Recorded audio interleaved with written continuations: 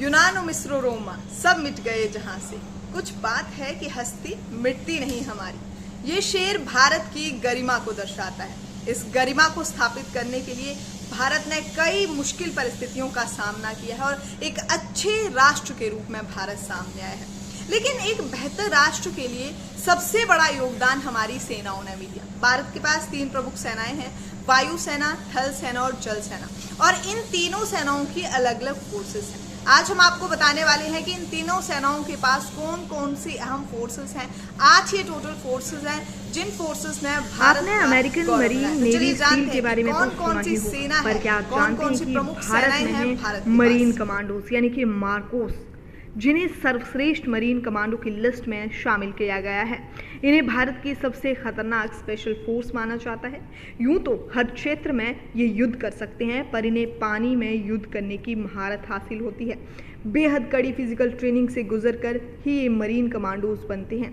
Selection के बाद 5 हफ्ते की फिजिकल ट्रेनिंग होती है, जिसे हेल्थ वीक बोला जाता है। ये कमांडो लेटकर, दौड़कर, चलते हुए, यहाँ तक कि शीशे में देखकर भी गोली चला सकते हैं।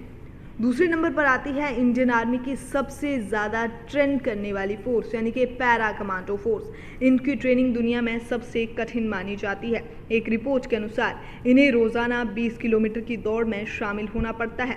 इनमें इनकी पीठ पर करीब 60 किलो वजन लदा रहता है।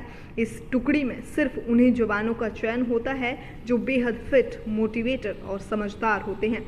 पाकिस्तान के साथ 1971 का युद्ध हो या करगिल का युद्ध, इसमें पैरा कमांडो का अहम योगदान रहा था।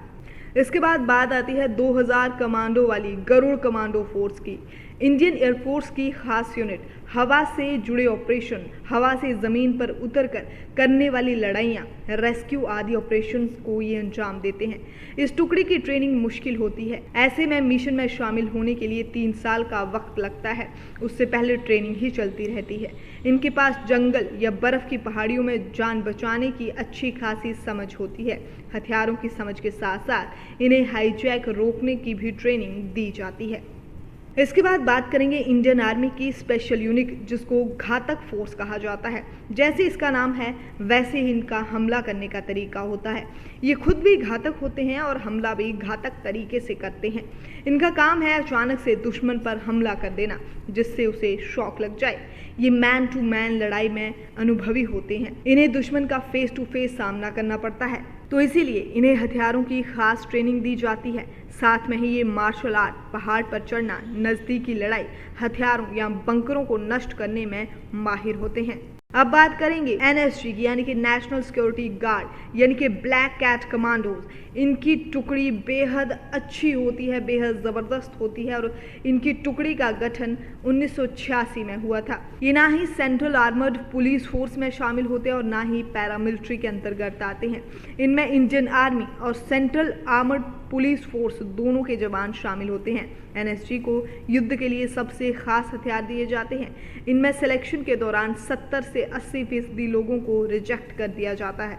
अब बात करेंगे हम कोबरा, यानी कि commando battalion for resolute action की। ये भारत की इकलौती ऐसी यूनिट है जिसे गुरिल्ला वॉरफेयर की ट्रेनिंग दी जाती है। ये देश में मौजूद नक्सलियों से लड़ने का काम करते हैं। ये यूनिट सीआरपीएफ का हिस्सा होती है।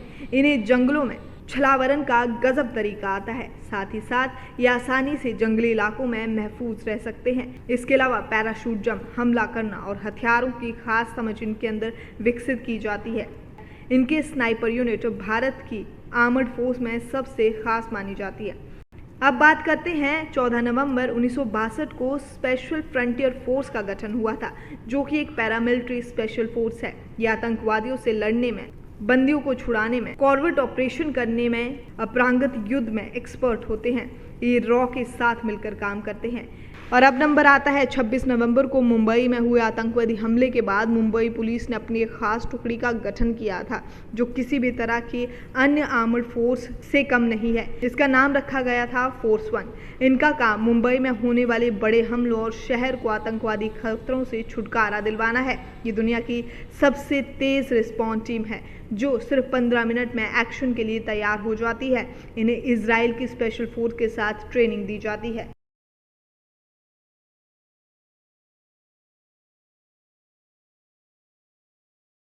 तो देखा आपने कितनी मजबूत है भारत की सेनाएं, कितने मजबूत है हमारे कमांडोज। फिलहाल इस वीडियो में इतना ही। अभी के लिए इजाजत दीजिए और इसी तरह की तमाम इन्फॉर्मेटिव वीडियोस के लिए, इन्फॉर्मेशन के लिए और खबरों के लिए जुड़े रहे हमारे साथ। चैनल को जरूर सब्सक्राइब करें, वीडियो को लाइक किए बिना बिल्कुल ना जाएं।